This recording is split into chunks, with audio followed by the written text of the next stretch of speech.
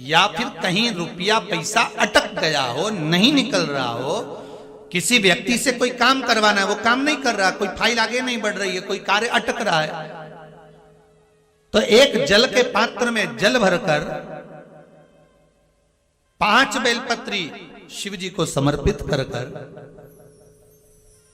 कुंदकेश्वर महादेव का नाम लेकर एक सफेद पुष्प बेलपत्री के ऊपर जो शिव जी को चढ़ाई है उस पर समर्पित कर जल जो लेकर गए हो, अपनी उस कामना को कर कि मेरा ये कार्य अटक रहा है, ये कार्य नहीं हो रहा, कुंदकेश्वर महादेव का नाम लेकर धीरे धीरे जल की धार चढ़ाइए। और एक बात हमेशा याद रखना, फिर निवेदन कर रहे हैं, अच्छे से समझ लेना, शंकर जी पर जब जल चढ़ता है, शिव जी का जब अभिषेक होता है, शंकर जी पर जब जल चढ़ाया जाता है, दूध चढ़ाओ, जल चढ़ाओ, कुछ भी चढ़ाओ, पर एक बात का स्मरण अपने जीवन में होना कि इतने ऊपर से मत चढ़ाना कि जल चढ़े और छींटे आपके ऊपर।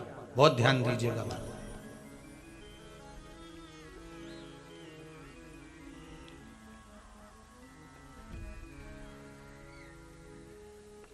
यहां तक वर्णन करा गया है कि शंकर जी का जल चढ़ा हुआ जहां से बहकर जाता है ना, उसको लांगा तक नहीं जाता। यहां लांगते हैं क्या? नहीं ना, परिक्रमा भी करेंगे तो वहीं से लौट कर वापिस इधर जाएंगे। शिव जी का जहां से जल बहकर जा रहा हो, चढ़ा हुआ जल जहां से बहकर जा रहा हो, उसको लांगा तक नहीं जाता। और कई लोग बड़े बड़े आनंद में शंकर जी पे इतनी ऊपर से जल चढ़ाएंगे तो वो छींटे पूरे अपने ऊपर आना चाहिए, शरीर पर आना चाहिए। नहीं नहीं, उसका दोष है महाराज, उसका दोष है।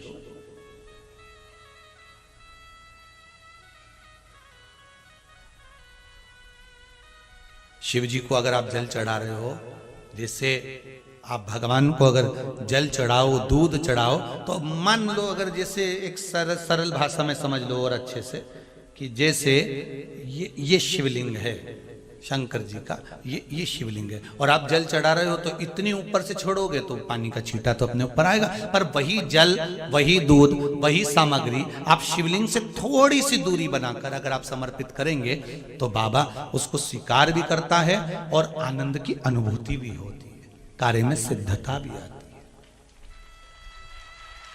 कार्य में उसकी सिद्धता भी होती है। अब तुम तो ऊपर से छोड़ रहे हो जिससे वो पानी तुम्हारे ऊपर ही आए, तो वो एक अलग प्रसंग है, वो एक अलग विषय। बहुत ध्यान देना महाराज, भगवान को कभी भी कोई भी सामग्री, जैसे भगवान के मंदिर में अगर फूल चढ़ाने जा रहे हो, भगवान के मंदिर में अगर पुष्प समर्पित करने जा रहे हो, तो फूल का मुख अपनी ओर नहीं होना चाहिए। फूल का मुख कहां पर होना चाहिए? जम के बोलो जरा, भगवान की ओर।